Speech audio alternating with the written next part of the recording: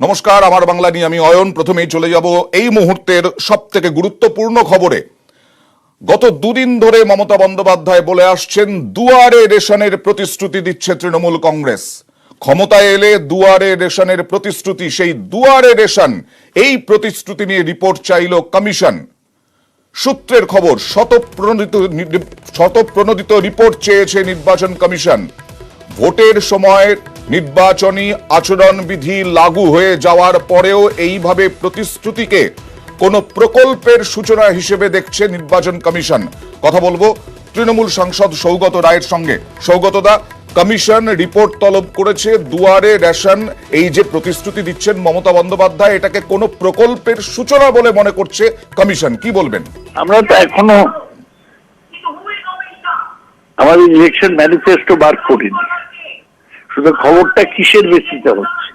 আর commission যে চিঠি লিখেছে তার কপিটা এখন আমি দেখিনি, তো আমি এর বেসিসে কি মন্তব্য করব? না, মমতা বন্দ্যোপাধ্যায় গত দুদিন ধরেই বলে আসছেন যে তৃণমূল কংগ্রেস জিতলে বাড়ি বাড়ি রেশন গিয়ে পৌঁছে যাবে। হ্যাঁ, এটা কি বড় কথা? এটা দিল্লিতে দেওয়া হয় হোম ডেলিভারি অফ রেশন, এটা নতুন কি বড় কথা? এটা কেন ইলেকশন কমিশন লিখবে? আর ইলেকশন কমিশন লেখা মানেই তো কেউ দোষী সাব্যস্ত হওয়া নয়। ইলেকশন কমিশন কোন মহাপুরুষের সংস্থা নয়। এটা দিল্লিতে ওরা অলরেডি করা শুরু করেছে। না, এটা কি নির্বাচনী আচরণবিধি ভঙ্গ বলে আপনি না, মনে করেন? একেবারেই নয়। নির্বাচন কোথায় মডেল কোড অফ কন্ডাক্টের বারণ আছে? ধন্যবাদ। আমাদের সঙ্গে রয়েছেন বিজেপি নেতা শ্রমিক ভট্টাচার্য। শ্রমিকদা, কখনোই মনে করা হচ্ছে না তৃণমূলের পক্ষ থেকে এটা আচরণবিধি ভঙ্গ, কিন্তু নির্বাচন কমিশন রিপোর্ট চেয়ে পাঠিয়েছে যে দুয়ারে রেশন, এটা যদি প্রতিশ্রুতি হয় সেটা প্রকল্পের সূচনা বলে মনে করছে, ঘোষণা বলে মনে করছে নির্বাচন কমিশন। দেখুন, নির্বাচন কমিশনের বিষয়টি নির্বাচন কমিশনের, আমাদের কাছে এই বিষয়টা সে ধরনের কোনো গুরুত্ব নেই, কারণ এই সরকারের সে ধরনের কোনো অ্যাকাউন্টেবিলিটি থাকবে না, কারণ সরকার ক্ষমতায় ফিরছে না। দুয়ারে রেশন পৌঁছে যেতে পারে, এরপরে বলতে পারে যে কোনো মানুষ অসুস্থ হলে ওষুধ পৌঁছে যাবে বাড়িতে, কারোর যদি অপারেশনের প্রয়োজন হয়, শল্য চিকিৎসকের প্রয়োজন হলে বাড়ি গিয়ে অপারেশন করে আসতে পারবে। এই ধরনের প্রতিশ্রুতি চলবে, ঘোষণা চলবে, কিন্তু এই সমস্ত ঘোষণা, সমস্ত প্রতিশ্রুতিকে মানুষ 10 বছরে তাদের জীবন যন্ত্রণা দিয়ে উপলব্ধি করেছেন। মানুষ নিজের জীবনের হিসাবে এই নির্বাচনে অংশগ্রহণ করবে, ভোট দেবে এবং এই সরকারকে সরিয়ে দেবে। ধন্যবাদ। কি বলেছিলেন মমতা বন্দ্যোপাধ্যায় এবং কি বলছেন মমতা বন্দ্যোপাধ্যায়, দেখুন। বিনা পয়সায় আমরা খাদ্য দিচ্ছি। দুয়ারে সরকার তৈরি করেছিলাম, তাদের পরিকল্পনায় আগামী 2 মাস বাদে থেকে আপনাকে রেশন দোকানে গিয়ে রেশন নিতে হবে না, আপনার ঘরে ঘরে রেশন পৌঁছে যাবে। এর সঙ্গে সঙ্গে কমিশনকেও আক্রমণ করতে ছাড়ছেন না মমতা বন্দ্যোপাধ্যায়। নিশানায় অমিত শাহ। প্রথম দফা ভোটের আগেই সুর সপ্তমে তুললেন মমতা। ভাঙা পা নিয়ে কমিশনে ধর্নায় বসার হুঁশিয়ারি তৃণমূল নেত্রীর। একটা পায়ের উপর নির্ভর করে দরকার হলে ভাঙা পা নিয়ে ইলেকশন কমিশনের ওখানেও ধর্ণা দিতে আমি পেছপা হব না। নন্দীগ্রামে মমতা বন্দ্যোপাধ্যায় আহত হওয়ার পরেই শুরু হয়েছে তৃণমূল বনাম নির্বাচন কমিশন সংঘাত। মঙ্গলবার সরাসরি কমিশনের নিরপেক্ষতাকেই চ্যালেঞ্জ ছুড়লেন তৃণমূল নেত্রী।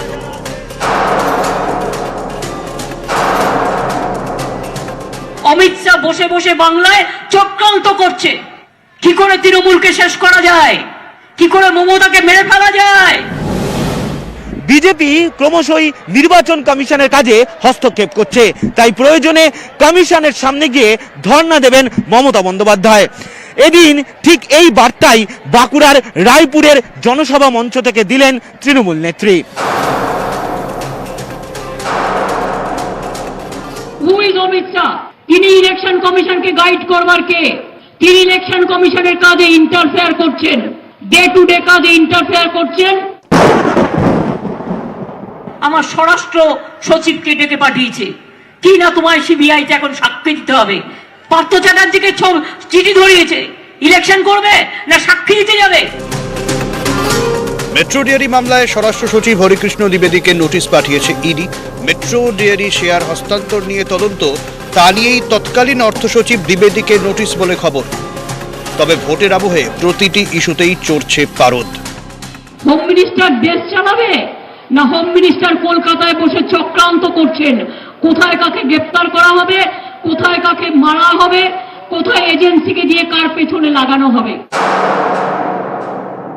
একদিকে সরকারি অফিসাররা, পুলিশ বলছে যে কোথাও কোনো চক্রান্ত নেই, হামলা নেই, এটা একটা নিছক দুর্ঘটনা।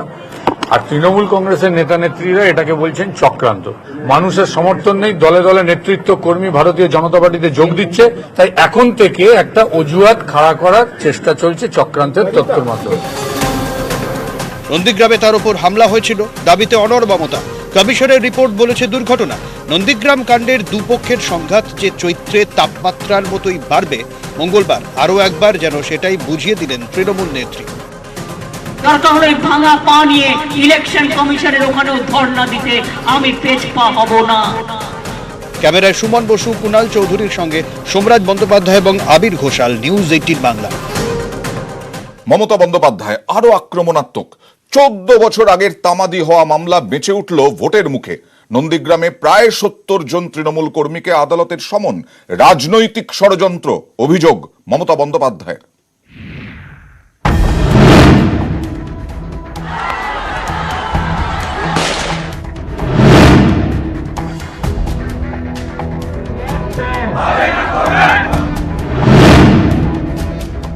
নন্দীগ্রামে যারা কৃষক আন্দোলন করেছিল তাদের বিরুদ্ধে এখন ওয়ারেন্ট পাঠানো হচ্ছে। কি ভাবেন অমিত শাহ নিজেকে? তার গায়ের জোরে এজেন্সি দেখাচ্ছেন। কিন্তু কোন মামলা নিয়ে এত তোলপাড়? 2007-এ জমি আন্দোলনে যুক্ত তৃণমূল কর্মীদের নামে মামলা। খুনের চেষ্টা, অপহরণের মতো গুরুতর অভিযোগ। কিছুদিন আগে মামলা তুলে নেয় রাজ্য সরকার। কলকাতা হাইকোর্টে জনস্বার্থ মামলার ভিত্তিতে ফের শুরু মামলা। অভিযুক্তদের নামে নতুন করে ওয়ারেন্ট জারি। রাজ্য সরকার এই ভোটের প্রাক্কালে নিজস্ব রাজনৈতিক কিছু স্বার্থ সিদ্ধি করার জন্য সম্পূর্ণ আইনকে বুড়ো আঙুল দেখিয়ে যেভাবে মামলা প্রত্যাহার করেছেন, তার আইনি বৈধতা চ্যালেঞ্জ করে আমি জনস্বার্থ মামলা দায়ের করেছিলাম মহামান্য উচ্চ আদালতে, হাইকোর্টে। এবং সেখানে মহামান্য হাইকোর্ট রায় দিয়েছেন এই মামলা পুনরায় চালু করার জন্য। হলদিয়া আদালতে 6 এবং কাঁথি আদালতে আরও 4 মামলা। 10 মামলায় প্রায় 70 জনকে ওয়ারেন্ট পাঠানো হয়েছে। এর মধ্যে আছেন নন্দীগ্রামে তৃণমূলের প্রথম সারির নেতারা। শুভেন্দু অধিকারী, যিনি নেতৃত্ব দিয়েছিলেন এবং তিনি কেস তোলার ক্ষেত্রে তার ভূমিকা ছিল অগ্রণী। তিনি আবার বিজেপির কর্মীদের দিয়ে জনস্বার্থ মামলা করে সেই কেসটা রিওপেন করার পরেই ওয়ারেন্ট ইস্যু করে যাদের এলাকায় থাকতে না পারি সেই চেষ্টা তিনি করছেন। শুভেন্দু অধিকারী জানা উচিত, আমরা না থাকলেও নন্দীগ্রাম ভোট তৃণমূল কংগ্রেসের পক্ষে হবে। সামনেই ভোট, তারই মধ্যে আদালতের এই নির্দেশ আর সেই নির্দেশের পর পুলিশের তৎপরতা সব মিলিয়ে বলা যায় যে ভোট যুদ্ধ আবারও যে তার তাপ যেটাকে বাড়িয়ে দিচ্ছে প্রতিদিনই, সেটা কিন্তু আরও বাড়ল। নন্দীগ্রাম থেকে ক্যামেরায় সন্দীপ গুড়িয়ার সঙ্গে সুজিত ভৌমিক, নিউজ 18 বাংলায়। লকডাউনের সময় আমরা জেনেছিলাম ওই সময়টাই যে এত পরিযায়ী শ্রমিক আমাদের রাজ্যে। সেই পরিযায়ী শ্রমিকদের নিয়ে রাজনৈতিক তরজাও চলেছে। সেই পরিযায়ী শ্রমিকরাই এবার ভোটে টার্গেট।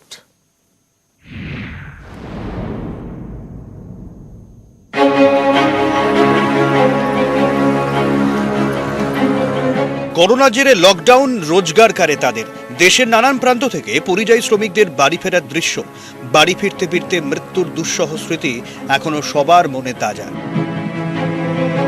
21-এর ভোটযুদ্ধে সেই পরিযায়ী শ্রমিকদের ভোট ব্যাংকে থাবা বসাতে ঝাঁপিয়েছে 3 পক্ষই।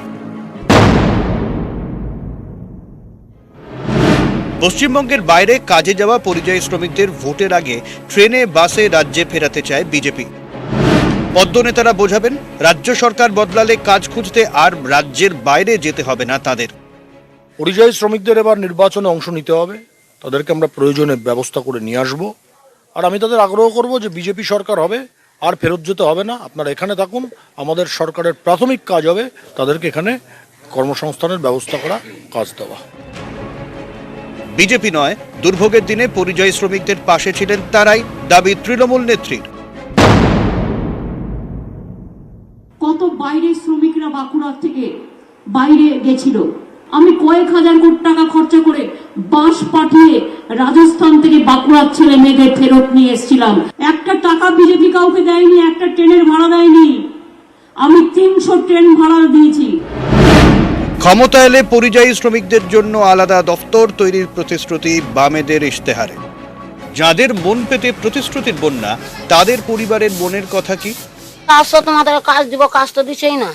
আর এখন গরিব মানুষ বলছি কি কোনো আমাদেরকে কোনো একটা ভাতা মাতা করে দেয়, বিধবা মানুষ রইটি। সব পার্টি বলে যে আমরা বাড়ি ঘর খাওয়া দাওয়া সবই দিব, কিন্তু আসার পর তো কেউ খাবারও দিল না, আর চালও দিল না, পয়সাও দিল না।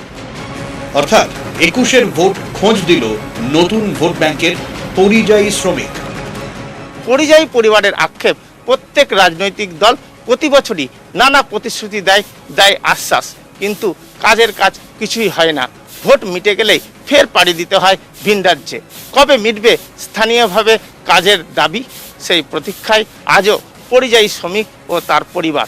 ক্যামেরায় লিপেসাল্লার সঙ্গে সেবক দেব শর্মা, নিউজ 18 বাংলা, মালদা। আজকে রাজ্যে ভোট প্রচারে এলেন যোগী আদিত্যনাথ। তিনি বললেন, দিদি রামের নামে রেগে যান, এখন মমতা বন্দ্যোপাধ্যায় মন্দিরে মন্দিরে গিয়ে চণ্ডীপাঠ করছেন, এটাই পরিবর্তন। যোগী আদিত্যনাথের মন্তব্যকে গুরুত্ব দিতে নারাজ তৃণমূল। উত্তরপ্রদেশে বিসর্জনের দিন গুলি চলে, পাল্টা কটাক্ষ ব্রাত্য বসুর। ममता दीदी जय श्री राम के नारे से बहुत चिढ़ती है। वैसे एक परिवर्तन तो हुआ है। 2014 के पहले इस देश के अंदर एक ऐसी पीढ़ी, एक ऐसी नस्ल पैदा हो गई थी बड़ी संख्या में, जो मंदिरों में जाने को ये मानते थे कि उनके सेकुलरिज्म इससे खतरे में पड़ जाएगा। लेकिन आज मैं देख रहा हूं ममता दीदी भी अब मंदिर में जाकर के चंडी पाठ कर रही है। ये परिवर्तन है ना। মানে এর থেকে হাস্যকর কিছু হয় না। যোগী তো এই কথা বলবেনই। আমার ওনার কথা শুনে বিরিঞ্চি বাবার কথা মনে পড়ছে আর কি। বিরিঞ্চি বাবা এই ধরনের কথা বলতেন পড়াশোনাবে। গঙ্গাসাগর সংস্কার কত সালে হয়েছে? তখনও যোগী মুখ্যমন্ত্রী হননি। যদি দক্ষিণেশ্বরে স্কাইওয়াক ধরেন, কালীঘাট মন্দিরের সংস্কার ধরেন, যোগীর রাজ্যে বিসর্জনের দিন গুলি ছোড়া হয়, বাঙালি দুর্গাপুজোর দিন সেখানে বাঙালিকে হত্যা করা হয়, এইসব কথা বলা, উনি এখানে এসে লোককে এরকম ভাবে বিভ্রান্তিমূলক কথা বলবেন আর বাঙালি সেটা মেনে নেবে, সেটা হতে পারে না। আবার শুভেন্দু অধিকারীও হিন্দুত্ব নিয়ে মমতা বন্দ্যোপাধ্যায়কে আক্রমণ করলেন। এত কেন ব্যানার্জি ফ্যামিলি, পদবী ব্যানার্জি, বর্ণশ্রেষ্ঠ ব্রাহ্মণ, এত হিন্দু হিন্দু করতে হবে কেন? হঠাৎ করে 9 বছর ধরে তুষ্টিকরণ করতে গিয়ে উল্টো দিকে যে 73 ভাগ লোক আছে, তার আগে একসঙ্গে হয়ে গেছে জোর, মনে মনে প্রকাশ তো ঘটাই দিচ্ছে। তার সিগন্যালটা লোকসভায় কিছুটা দিয়ে দিয়েছে। বিষ্ণু ভগবান দেব না দেবী, বিষ্ণু মাতা হয়, আমরা সহনশীল ধর্ম মানি বলি, যা কিছু করবে আমরা। আর যোগী আদিত্যনাথের সভা নিয়ে কটাক্ষ অভিষেক বন্দ্যোপাধ্যায়ের। পুরো মাঠ ফাঁকা, ছোট ক্লাবের সরস্বতী কালী ঠাকুরের বিসর্জনেও বেশি ভিড় হয়। বলরামপুরে যোগী আদিত্যনাথের সভা, গ্রামে ওই হয় না ছোট ছোট ক্লাবগুলোর যখন সরস্বতী আর কালী পুজোর বিসর্জন হয়, এর থেকে বেশি লোক থাকে। জেসিবি দিয়ে যখন মাটি কাটা হয়, সেই দেখতে এর থেকে বেশি লোক থাকে। যোগী আদিত্যনাথকে উত্তরপ্রদেশ থেকে নিয়ে এসছে সভা করার জন্য, পুরো মাঠ ফাঁকা। তার কারণ পুরুলিয়ার মানুষ দিচ্ছে রায়, বাংলা নিজের মেয়েকে চায়। জঙ্গলমহলের মানুষ দিচ্ছে রায়, বাংলা নিজের মেয়েকে চায়। বহিরাগতদের নেই ঠাঁই, বাংলা নিজের মেয়েকে চায়। মোদিবাবু আসে, মোদিবাবু যায়, বাংলা নিজের মেয়েকেই চায়। এবারে দেখে নেওয়া যাক বিজেপি শিবিরের পরিস্থিতি। গতকাল থেকে বিক্ষোভ চলছে প্রার্থী নিয়ে। উত্তর থেকে দক্ষিণ, জেলায় জেলায় তীব্র বিজেপির প্রার্থী নিয়ে ক্ষোভ, উঠছে প্রার্থী বদলের দাবি। দেখুন।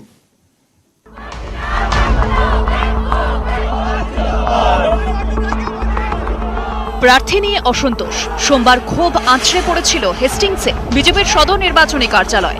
কয়েকটি জেলাতেও ছিল একই ছবি। মঙ্গলবারও প্রার্থী নিয়ে অসন্তোষ অব্যাহত।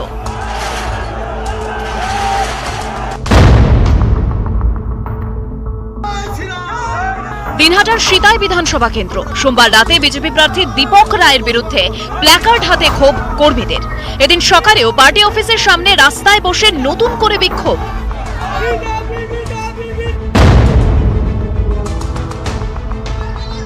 মগরাহাট পূর্ব কেন্দ্রের বিজেপি প্রার্থী চন্দন নস্কর প্রার্থী বদলের দাবিতে বিজেপি কর্মীদের বিক্ষোভ। অংশ নেন 3টি মণ্ডল কমিটির সদস্যরা।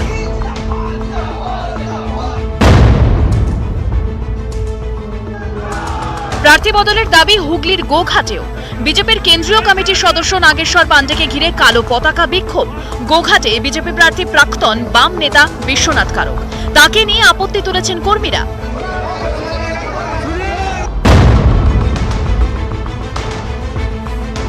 প্রার্থী নিয়ে ক্ষোভ অব্যাহত আলিপুরদুয়ারে। বিজেপি জেলা সভাপতির বাড়ি ঘিরে বিক্ষোভ কর্মীদের। বিশাল লামাকে প্রার্থী করায় ক্ষোভ।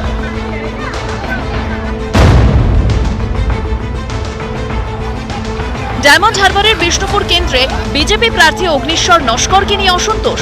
জেলা পার্টি অফিস ভাঙচুর। আমতলা বখরাহাট রোড অবরোধ বিজেপি কর্মীদের।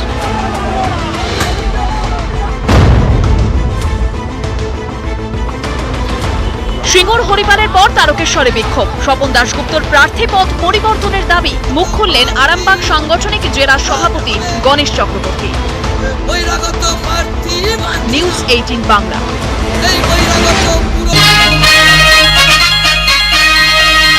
কয়লা ও গরু পাচার কাণ্ডে গ্রেফতার বিনয় মিশ্রের ভাই। দিল্লি থেকে বিকাশ মিশ্রকে গ্রেফতার করল ইডি। পাচার কাণ্ডে এই প্রথম গ্রেফতার কেন্দ্রীয় সংস্থার। বিকাশ মিশ্রকে 6 দিনের ইডি হেফাজতের নির্দেশ দিয়েছে আদালত। ট্রানজিট রিমান্ডে ধৃত বিকাশকে রাজ্যে নিয়ে আসা হচ্ছে। কাল আসানসোল আদালতে পেশ করা হবে। শুভেন্দু অধিকারী, যিনি বারবার বিভিন্ন জনসভায় বিনয় মিশ্রের নামে তুলোধনা করছিলেন এবং তার সঙ্গে ভাইপোর যোগ করছিলেন কোট আনকোট, তিনি বললেন কান ধরেছে, মাথাকে ধরতে হবে, বিনয় মিশ্রকে দুবাই থেকে আনতে হবে, নাম না করে অভিষেককেও আক্রমণ শুভেন্দু অধিকারীর। কান ধরে ফেলেছে, মাথাকে ধরতে হবে, বিনয় মিশ্রকে দুবাই থেকে আনতে হবে অ্যারেস্ট করে, আর তোলাবাজ ভাইপোকে ধরতে হবে। এরা সব কালেক্টর ছিল, আসল তো পৌঁছে দিয়েছে তথাকথিত শান্তিনিকেতনে। মালটা তো ওখানে ঢুকেছে। এখন প্রত্যেকটা প্রার্থীকে ক্যাশ 25 লাখ করে দিয়েছে। ওই মালের টাকা তো, ওই তো কয়লার গরুর টাকা। কান টানিলে হইব না, মাথাকে ধরিতে হইব।